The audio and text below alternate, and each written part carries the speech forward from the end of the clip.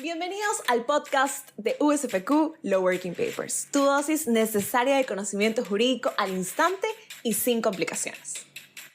Somos una serie académico-jurídica de difusión continua dirigida a todos los estudiantes y profesionales que desean ahondar en el mundo del derecho. En cada episodio contaremos con académicos y expertos en la práctica jurídica, conectando la teoría con la realidad. ¿Estás listo?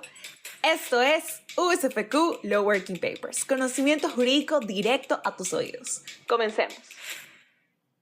Buenos días, tardes, noches, al momento en el que estén escuchándonos.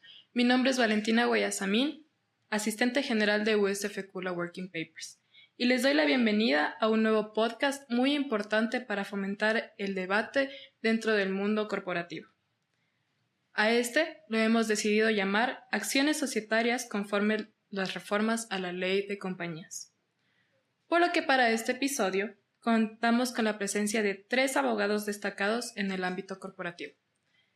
Cristian Narváez, abogado con experiencia en Derecho Comercial y Práctica Corporativa, y en la actualidad es asociado senior de Derecho Corporativo en la firma Robalino Abogados. Muchas gracias, Cristian. Muchas gracias a ti, Valentina, y muchas gracias a USFQ Law Working Papers por esta oportunidad de recibirles acá en su casa. Para Robalino siempre es fructuoso cultivar la academia y el desarrollo de nuestros futuros colegas. Asimismo, José Salvador, abogado especializado en Derecho Empresarial y se desempeña como profesor adjunto en la Universidad San Francisco de Quito.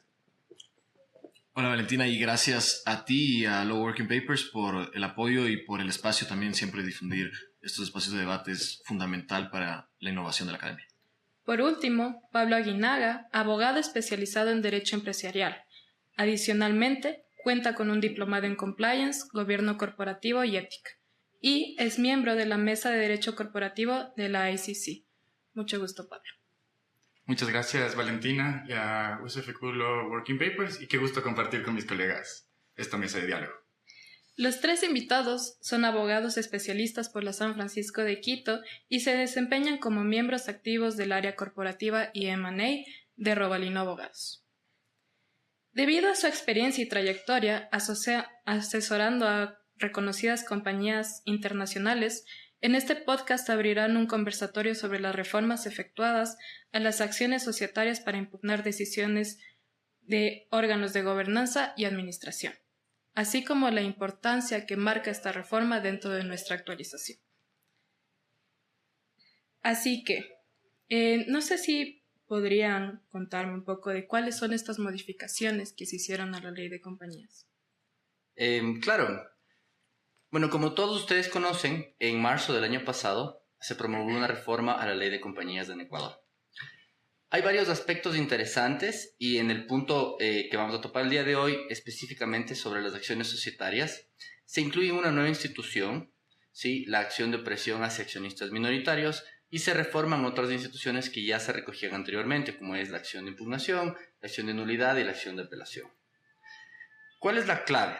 La clave para este diálogo considero que sería importante que las 3 o 4 acciones que vamos a mencionar, cada una tiene un fondo diferente. Por ejemplo, al hablar de la acción de opresión de accionistas minoritarios, el fondo que persigue esta acción es verificar y precautelar los intereses y derechos de un accionista en una compañía que tenga esta cualidad de ser minoritario, ¿sí? ¿Cuál es la contracara de esto? La acción de impugnación, por ejemplo, que ya se recogía anteriormente, velaba por el cumplimiento de las disposiciones del estatuto y de la ley y que una disposición de junta o de directorio no vulnere los intereses de la compañía. Es decir, en la una tenemos intereses intrínsecos al accionista con su calidad de minoritario y, por otro lado, tenemos una acción que protege la totalidad de los accionistas de una compañía. Ok, ¿y en qué casos ustedes recomendarían utilizar estas figuras? Va a variar un poco de caso a caso, pero específicamente en el caso de la acción, por ejemplo, de impugnación, esta es una acción que se ejerce a nivel judicial. Esta es una acción que se ejerce a nivel judicial ya no por una minoría calificada. Anteriormente la Ley de Compañías establecía que tenías que tener un mínimo de accionistas que presenten este reclamo. Ahora la puede presentar cualquier accionista que tenga derecho a voto en la Junta. Esta acción se va a presentar cuando existan decisiones de junta o de directorio que atenten directamente contra los intereses de una compañía y se debe ejercer en el plazo de 1 año desde que se tomó la decisión de dicha junta o de dicho directorio. salvo que las decisiones alegadas pues tengan algún carácter de vulneración hacia un orden de orden público, en cuyo caso la acción prescribe en 5 años. No sé si tal vez mis colegas quisieran comentarnos un poquito de las otras acciones. Claro, bueno, y muchas gracias también por esta introducción, Chris. La verdad es que con respecto a los derechos de los accionistas, en realidad hay un sinnúmero de acciones que ahora la ley prevé para que ellos puedan acceder a sus derechos sin ningún problema y, lógicamente, sin ninguna mayoría de por medio. En particular, yo creería que la innovación que se hizo sobre toda la acción de nulidad es bastante importante resaltarla, porque existe este nexo ahora entre las acciones sociales, con la finalidad, lógicamente, de que si es que por alguna razón no se logra ejercer la ley no prevea sino un mecanismo de ejercicio de otras acciones para que los derechos de los accionistas no queden en indefensión. Por ejemplo, en el caso de la acción administrativa, por ejemplo, el artículo 216 de la Ley de Compañías nos dice que los accionistas podrán presentar un reclamo al superintendente de compañías cuando la compañía ha tomado decisiones violatorias de la ley, de los estatutos o de reglamentos de la superintendencia. Pero también se prevé más adelante en este articulado que por alguna razón, digamos, en el caso de que la compañía no haya podido o los accionistas no hayan podido ejercer estas acciones y presentarlas en el tiempo prudencial que dice la ley de compañías ante la superintendencia, o si por alguna razón la presentaron pero fue inadmitida por cualquier causa, existe la acción de nulidad, la cual se ejerce por vía judicial y lo que permite básicamente es solicitar la suspensión de la ejecución del acto administrativo, lógicamente para que se vaya sustanciando la nulidad del acto. Lo importante aquí también es que la acción de nulidad abarca bastante el tema del abuso del derecho también de los accionistas. Entonces, una de las cosas que se puede puntualizar, digamos, en la acción de nulidad es el hecho de que no solamente se contempla la violación, digamos, a la ley, a los estatutos o demás, sino que también se puede verificar el ejercicio del derecho abusivo por parte de uno de los accionistas con la finalidad, obviamente, de tomar una decisión que puede afectar a los intereses de la compañía. Yo ahí podría agregar lo que dicen mis colegas con un ejemplo. Chris conversó sobre la acción de opresión a accionistas, José ahorita conversó sobre la acción de nulidad, pero digamos dar un ejemplo práctico para poder distinguirlo. Digamos que en una junta general algunos accionistas se reunieron y tomaron una decisión en una SAS que se dedica, por ejemplo, a la distribución de ropa, por ejemplo, o la fabricación de ropa. Se reunieron los accionistas y decidieron que desde ahora la compañía va también a ser un agente intermediario en el mercado de valores. Claro, evidentemente esto es una norma que contra esta decisión de la Junta contraviene el ordenamiento jurídico, la ley de compañías, y esto, evidentemente, por esta decisión se está rompiendo el ordenamiento jurídico. Aquí lo que cabría sería una acción de nulidad, porque este acto está contraviendo el estatuto, como también la ley de compañías. Por otro lado, podríamos ver que en otra Junta General de esta misma SAS está decidiendo aumentar el capital. Entonces, los accionistas mayoritarios, que digamos que son unos 3 accionistas, deciden que van a aumentar el capital de una manera desproporcionada con la finalidad de querer diluir al accionista minoritario y generarle un perjuicio. En este ejemplo, estamos dentro de un marco legal, pero están generando un perjuicio al accionista minoritario. Entonces, ahí cabría más la acción de opresión para complementar lo que estaban diciendo mis colegas sobre las otras 2 acciones. Ok, y me gustaría que me expliquen un poco en qué casos estos recursos no procederían. Bueno, hay algunos casos también. En el caso específico de la acción de impugnación, por ejemplo, la ley es taxativa y te dice que frente a elementos de forma, meramente de forma, por ejemplo, que la convocatoria a la Junta estuvo mal estructurada y sin embargo la Junta se juntó y fue una Junta universal. Eso significa que estuvo congregado todo el capital social, ¿sí? En un mismo sitio. Ahora, yo como accionista, que fui asistente a esta junta, no podría impugnar esta resolución tomada, primero porque estuve presente y segundo porque la ley explícitamente me dice que la infracción a requisitos meramente procedimentales no va a caber frente a esta acción, ¿verdad? En este caso sí es importante que se ratifique, por ejemplo, que el accionista que hubiera renunciado a su derecho de convocatoria, ¿sí? No podrá, obviamente, reclamar o presentar esta acción de impugnación frente a la vía correspondiente, ¿no es cierto? Porque él está explícitamente renunciando a este derecho, ¿sí? Y José, nos hablaste de la nulidad, pero me interesa saber si es que tal vez también cabría la apelación en estos casos.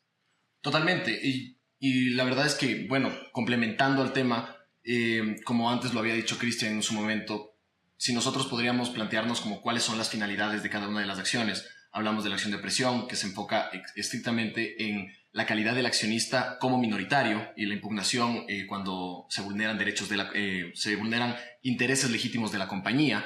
Podríamos decir que la apelación se enfoca un poco más al tema de proteger al accionista, indistintamente si este es mayoritario o minoritario, pero tiene nada más un enfoque al accionista en sentido amplio. Entonces, como puedes ver, tenemos distintos tipos de acciones que contempla la ley que pueden proteger al accionista o a la compañía, digamos, con una categoría específica o en general, y por ende podríamos plantearla esta en los casos, digamos, en los mismos casos que comentaba Pablo, digamos, como que en los ejemplos, podríamos ir adaptándolo también a la realidad de los hechos y utilizar una acción de apelación perfectamente.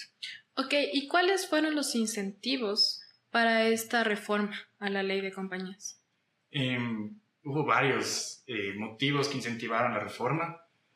Algunos fue para modernizar la legislación que regulaba las acciones, porque ya llegaba a ser muy poco clara e incluso anticuada para los tiempos actuales. Pero la principal razón por la que se hizo el cambio de la reforma a estas acciones fue el acceso o la protección del derecho de la tutela judicial efectiva a los accionistas minoritarios, específicamente en el tema del acceso a la administración de justicia. Claro, como había ya anticipado Chris hace unos instantes, antes estas acciones estaban sujetas a tener un mínimo de participación en el capital de la compañía. Entonces los accionistas tenían que cumplir mínimo el 25% para poder ejercer la acción de nulidad, ejercer la acción de apelación. Entonces eso limitaba el acceso a los accionistas a proteger o velar sus derechos. Incluso, o sea, el artículo 207 de la Ley de Compañías a lo largo del tiempo establece que un derecho fundamental de los accionistas es poder apelar, solicitar la nulidad o incluso impugnar las acciones. Entonces no tenía mucho sentido que tenga este limitante del 25%, y ahí justo entra también a colección. Importante mencionar que al final, en octubre del 2023, la Corte Constitucional ya emitió un criterio justo sobre el tema del mínimo del 25%. Existió un caso en la Tacunga que se elevó a consulta justo a las normas del 25% del 215 y 216 previo a la reforma del 2023, y en la cual la Corte Constitucional también se sumó a este criterio de decir que no es justificativo, es irracional tener un límite o un requisito del 25% para el acceso a la justicia. No sé si nos podrías contar un poco más sobre este caso que llegó a la Corte.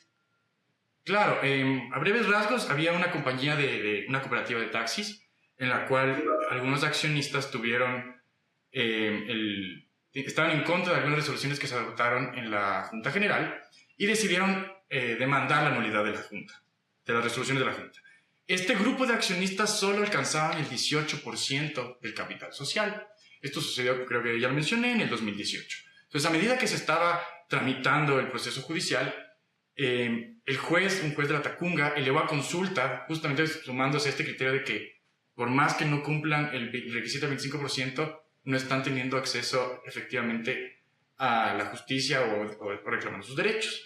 Entonces, durante el trámite o la consulta que hizo la Corte, entró en vigencia la reforma a la Ley de Compañías, y también se resolvió en la Corte Constitucional que el requisito del 25% era irracional y limitaba el acceso a la justicia a los accionistas minoritarios, de tal forma que se vulneraba el derecho a la tutela judicial efectiva. Entonces, solo para concluir, como el caso sucedió en el 2018 y la reforma fue en el 2023, la Corte decidió que va a tener efectos retroactivos la reforma del 2023 para todos los casos que se haya demandado y no se haya podido proceder con los procesos judiciales con accionistas del mínimo del 25%. Y siguiendo un poco lo que dices, ¿qué protecciones ustedes destacarían a partir de esta reforma? Pero yo creo que principalmente, tomando un poco la idea que mencionó Pablo hace un momento, yo creo que lo más importante, sobre todo enfocándonos en la reforma de la Ley de Compañías en cuanto a las acciones sociales, yo creo que lo más importante es el tema del acceso a la tutela judicial efectiva, obviamente en la administración de justicia, con la finalidad, lógicamente, de hacer un énfasis aquí, ¿no? De que antes los accionistas tenían que reunir este 25% para poder hacer valer sus derechos, y recordando un poco la manera en la que se constituían las compañías familiares, sobre todo aquí en el Ecuador, que antes de la unipersonalidad que se aprobó con la implementación de la SAS en el Ecuador, antes habían compañías que se dividía el capital en 99% y 1%. Entonces, ¿cómo uno podía asegurar efectivamente que este 1% no viera afectados sus derechos? Entonces, yo creo que realmente es importantísimo saber que la primera ventaja que podemos encontrar es el acceso a la tutela judicial efectiva. De ahí, si es que nos centramos un poco más en las ventajas que puede haber ya en la sustanciación del proceso como tal, podríamos, digamos, enfocarnos también en el aspecto de la suspensión de los efectos del acto societario. Por ejemplo, nosotros hablábamos de que, digamos, con la acción de nulidad, es factible que uno de los accionistas solicite que se suspenda la ejecución del acto societario que puede vulnerar los derechos, como digamos en el caso que hablaba Pablo del aumento de capital, que se suspenda la ejecución del aumento de capital hasta que se sustancie la causa. Y esto también es una herramienta que permite el sistema, digamos, un sistema de peso y contrapeso, sobre todo porque no permite la solicitud y sobre todo que se aplique esta suspensión de manera arbitraria, sino que también pone en consideración que la suspensión se pueda dar siempre y cuando primero, lógicamente, no se haya ejecutado ya el acto, y que en caso, obviamente, de que no se haya ejecutado, que esta suspensión no presente un desmedro a los intereses y a la operatividad de la compañía. Si es que incluso nosotros podríamos plantearnos que efectivamente puede haber un daño a la compañía por suspender los efectos, esta solicitud puede ser negada. E incluso si es que nosotros ya nos ponemos a entender un poquito más la realidad de los hechos en cada caso particular, podría darse el caso, incluso así lo plantea la ley de compañías, que podría darse una suspensión, pero en todo caso, si es que la suspensión sí va a causar un daño, tal vez no tan grave, pero puede causar un daño, se puede obligar al accionista que demanda a que rinda caución para poder mitigar este tipo de daños. Entonces, realmente es una ventaja tanto la implementación de las acciones sociales como la sustanciación de las mismas, ¿no? Porque permite también una equivalencia de las partes, entonces es importante. Claro, José conversó ya de algunos de los beneficios. Yo a algo podría mencionar algo que me mencioné anteriormente. Por ejemplo, en la sustanciación del proceso, antes de la reforma tenían que los accionistas demandantes depositar sus títulos, sus acciones en el juzgado. Y los títulos se quedaban ahí durante el trámite del proceso.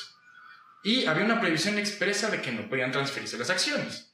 Ahora, en cambio, la ley de compañías con la reforma te permite depositar, que se pueda verificar de cualquier medio que uno es accionista cuando está presentando la demanda, y que si llega a depositar sus títulos, en realidad se sacaría una copia de esos títulos, se los devuelve al accionista y el accionista incluso puede transferir, lo cual como efecto dentro del proceso sería que se está cambiando a quien tiene la legitimación activa.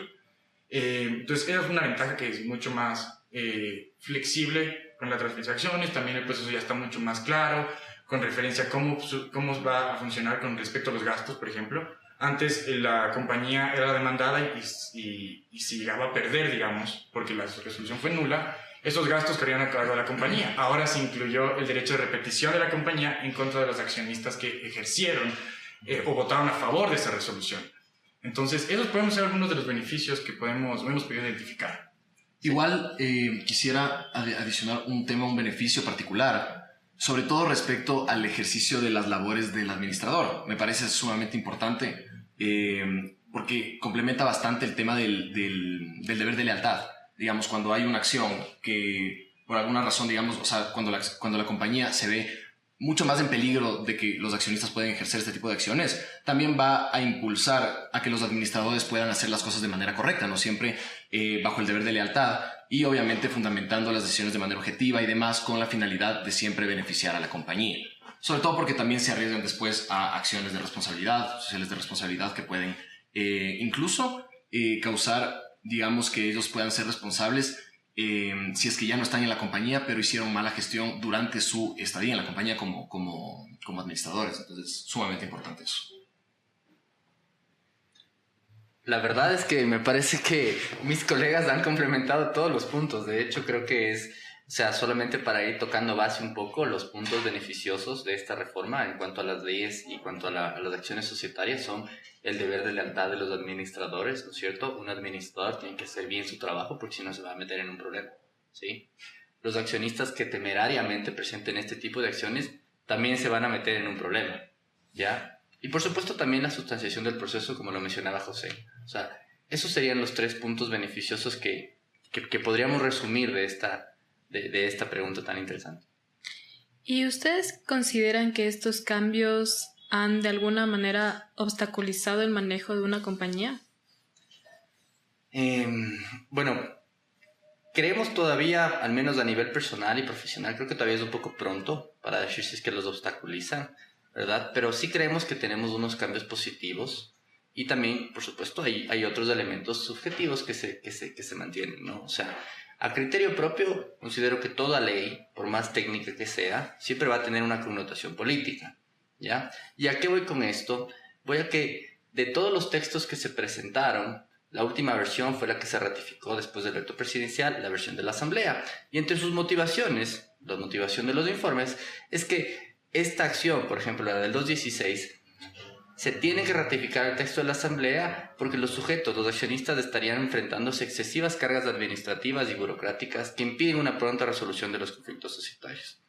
¿Qué es lo que sucede en la realidad? En la realidad, cuando ya ejerces, es que tú te enfrentas a distintas entidades públicas y distintos trámites operativos que efectivamente, aunque la ley te dé otras alternativas, te ponen trabas administrativas y burocráticas. Se olvidó el papel, se olvidó la fotocopia a color, el funcionario que está a cargo de su trámite todavía no lo toma en conocimiento, entonces el término que dice la ley no es per se el término que cumple la ley. Entonces, sí pueden haber elementos que son positivos y cuando tú planteas una acción societaria no necesariamente vas a tener esos efectos que la ley te lo dice, ¿no?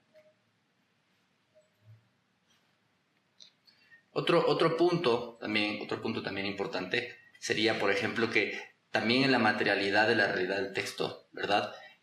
Si bien nosotros te hemos desmenuzado y hemos un poquito dado una pastilla, ¿verdad? De cuál es el fondo de cada una de estas acciones, la ley no es absolutamente clara, ¿sí? La ley sí genera ciertas distinciones y la ley sí te enumera casos taxativos cuando se aplica cada una de estas acciones, pero sin embargo confunde algunas acciones, como la acción de impugnación, la confunde con acciones de apelación, que sin duda en el fondo societario, en la doctrina societaria, son distintos, ¿ya? Pero al momento en que tú revisas el código, cuando lees ya la ley de compañías, te vas a encontrar que es difícil entender cómo se plantea la una. ¿Cómo planteo la una? ¿Esto es apelación? ¿Esto es nulidad? ¿Esto es una impugnación? ¿Qué necesito yo? Entonces, estas también son las barreras que va a encontrar el accionista minoritario o el accionista de cualquier compañía al momento de detentar una de estas acciones. No es tan sencillo, no está tan pragmático, no es directo en blanco y negro. Esos son mis puntos de vista respecto a esta reforma. Sí, y Chris también acaba de dar el punto de vista que estoy totalmente de acuerdo, especialmente con los 2 puntos principales que tocó. Uno, que todavía es temprano, un año después de que se incluyó la reforma, de ver los efectos positivos o negativos que se tengan en la misma. Y también que todavía no se ha interiorizado, incluso tanto en el sector público que mencionó Chris, como también en el sector privado, los efectos que ha tenido esta reforma. Por eso incluso estos espacios es bueno para difundir el conocimiento y el efecto que generó los cambios y que se puede hacer ahora con estas nuevas acciones, con los nuevos procedimientos. Entonces todavía es temprano, pero ahora desde mi criterio personal podríamos ver y analizar en el futuro cómo se estaría comportando a nivel judicial, leyendo la jurisprudencia, cómo ahora se está ejerciendo las acciones, porque ahora, por ejemplo, ya eliminar el requisito del 25% para ejercer la acción va a permitir que veamos un cúmulo de muchas más demandas ejerciendo la acción.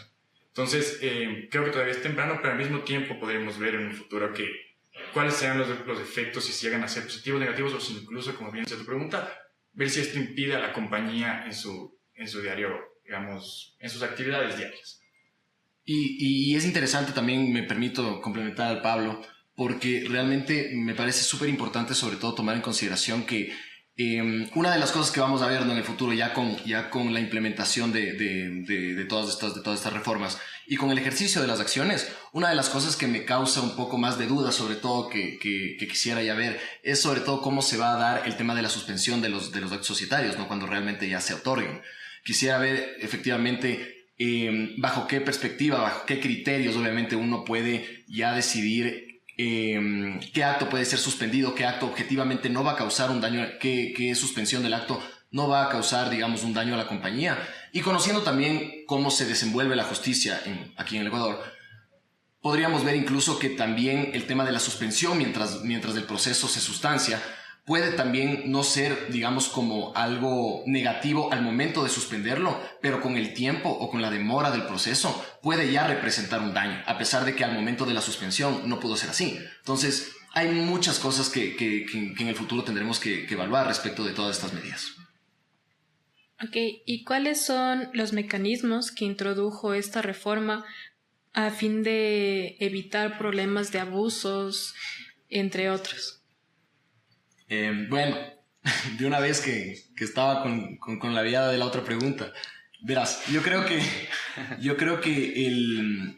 al menos una de las cosas que más a mí me parece importante respecto de lo que mencionas es la implementación, sobre todo ya en la sustanciación del proceso, el tema de la carga de la prueba dinámica. Me parece a mí súper importante sobre todo considerar esto porque a pesar de que obviamente se eliminan estos mínimos para poder ejercer las acciones, también existe una serie de equivalencias durante el proceso, como habíamos hablado de la suspensión, pero digamos en el tema de la prueba, cada una de las partes por regla general tendrá que probar lo que alega. Es algo súper importante sobre todo porque, salvo las excepciones que plantea la ley y una excepción particular que plantea la ley de compañías, es que únicamente se podrá invertir, digamos, esta carga de la prueba cuando el accionista que alega algo no tiene los suficientes mecanismos para poder acceder a la documentación o acceder a la prueba que le permita sustentar su argumento, ¿ya? Lógicamente esto no es como tal una inversión de la carga de la prueba porque a la otra parte lo único que le corresponde es, frente a esta situación, entregar la documentación pertinente para que el otro pueda probar. No obstante, no le corresponde a este ahora probar lo que el otro alegó. Entonces, esa es una de las ventajas que me parece bastante importante. No sé qué opinan mis compañeros. Sí, es importante lo que menciona José. O sea, más allá también de las acciones societarias, hay bastantes reformas interesantes como el acceso a la información, por ejemplo, de la compañía. Hoy por hoy, con la reforma, en cualquier momento, cualquiera de los accionistas, sin importar la cantidad de acciones que ostente de voto, pues pueden acceder solicitando previamente, obviamente, el acceso a la información. Y esto es una ventaja porque anteriormente solamente recibías la información previa a una junta general o tendrías que tener una mayoría calificada para acceder a esta información, ¿no? Entonces, es muy importante también, por ejemplo, una reforma que plantea la ley respecto de los mínimos que se necesitan para incluir el punto del orden del día, ¿verdad? Entonces, ahora existe la posibilidad de que se incluya los puntos del día, inclusive previo a la celebración de la junta, cuando se junten unos accionistas que representan por lo menos el 5% del capital social, una vez que está realizada la convocatoria. Hay algunos elementos, realmente hay muchos elementos que consideramos positivos y que consideramos que sí pueden generar una trascendencia en el mercado ecuatoriano. ¿Y consideran ustedes que hay otras reformas necesarias a esta ley?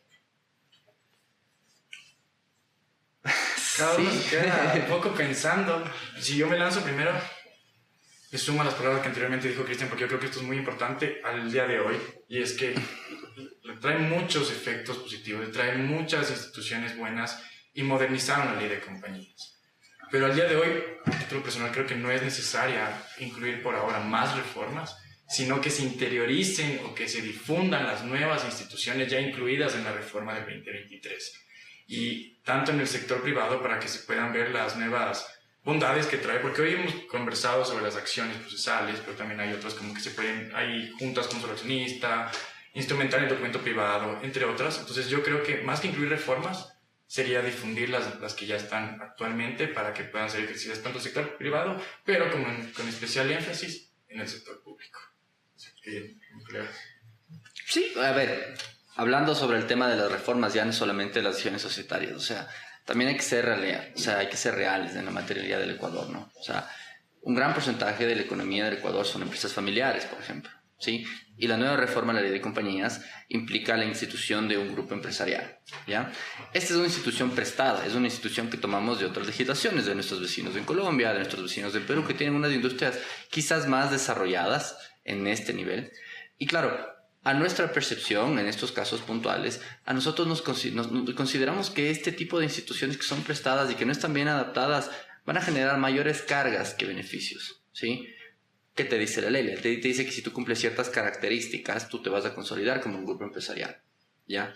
Y un grupo empresarial tiene ciertas obligaciones extra que tiene que plantearse y además tiene prohibiciones, ¿ya? Entonces, si tú formas parte de un grupo empresarial vertical, por ejemplo, tú tienes una compañía que está arriba y la compañía de la cual tú eres director o de la cual tú eres accionista ya no va a poder adquirir nuevas acciones de arriba, ¿sí? Esto va a tener que materializarse en la realidad y muchos grupos empresariales en Ecuador van a tener que tomar decisiones estratégicas para poder reestructurarse. Entonces, si me preguntas a mí desde una perspectiva general, creo que estas reformas van a traer cambios positivos al mercado ecuatoriano, pero al mismo tiempo también nos van a dejar algunos elementos que todavía nos falta modificar, tropicalizar a nuestra realidad. Y en honor al tiempo, ¿qué lecciones, aprendizajes o conclusiones nos dejarían el día de hoy? Bueno, desde mi punto de vista, existen varios elementos que se han abordado y que los podemos ir concluyendo y los podemos ir resumiendo, ¿no? Entonces, en primer lugar, vemos que esta reforma a la ley de compañías es trascendental. Para bien, para mal, eso lo vamos a ver a lo largo del tiempo, pero esto es una reforma trascendental que no solamente regula nuevas instituciones como son las acciones de opresión contra los accionistas minoritarios, sino que a su vez regula acciones que ya existían en otras maneras, ¿sí? Elimina también requisitos anteriores que limitaban el acceso a derechos a los accionistas minoritarios y también establece nuevas instituciones como el tema de los grupos empresariales que también vamos a tener que irlo dilucidando a lo largo del tiempo. Personalmente y profesionalmente considero que esta es una reforma positiva. Considero que todavía la realidad del Ecuador es una realidad que tiene que adaptarse porque esto es un derecho de vanguardia. Y creo que tenemos que esperar todavía un poco para ver cómo van estas reformas a materializarse en la realidad legal y en el entorno también económico del país. Y yo creo que sumándome un poco a las palabras de Cristian, yo creo que las reformas que discutimos el día de hoy en realidad son trascendentales para el derecho societario ecuatoriano, nos ponen a la vanguardia en la región. Creo que tenemos particularmente una de las leyes societarias más desarrolladas en toda la región y eso es sumamente importante.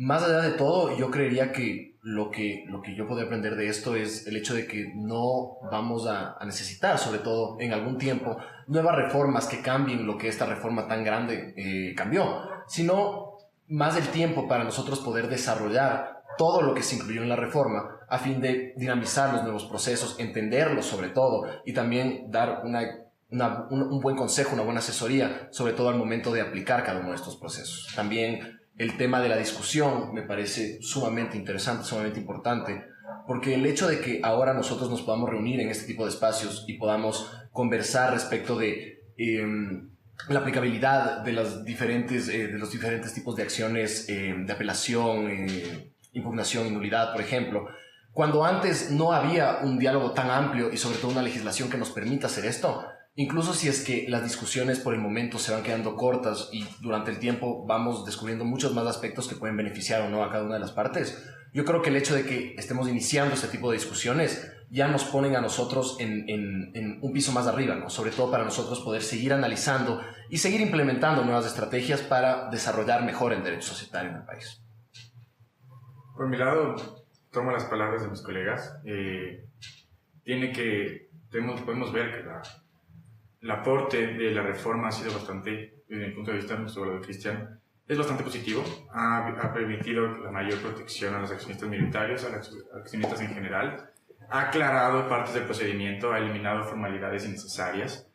Y al mismo tiempo, pues son las palabras de José, el debate de que esta reforma ha permitido, abierto abanicos para que puedan haber diferentes opiniones, para que puedan existir diferentes posiciones, permite una discusión en el derecho para avanzar o modernizar también el mismo, justo para el bien del país, para el bien de las empresas específicamente en este caso, y la protección de los derechos en general.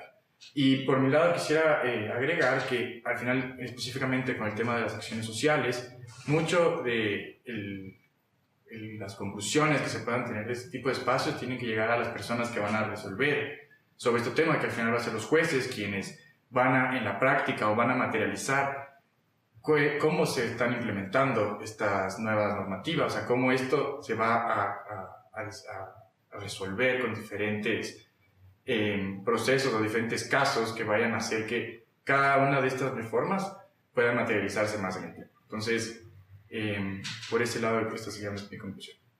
Y retomando un poco las palabras de José, de parte de USFQ Law Working Papers, nos gustaría agradecer a Robalino por abrirnos este espacio de conversatorio, debate, muy interesante cada punto de vista. Y muchísimas gracias, Chris, José, Pablo, por este tiempo que nos han otorgado.